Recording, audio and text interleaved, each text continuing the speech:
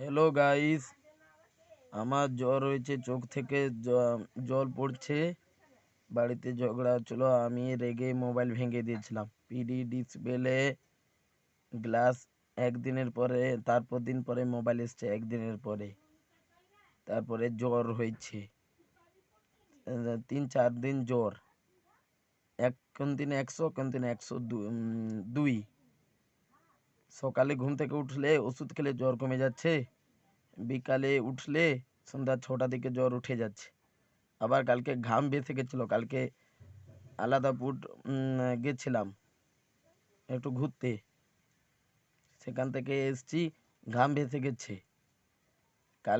তারপরে দিন সকালে জ্বর ছিল না, 7টার দিকে জ্বর। তারপরে আমি আর কোথাও যেতে পারিনি, গা গরম, পা ব্যথা, চোখ থেকে জল গলছে।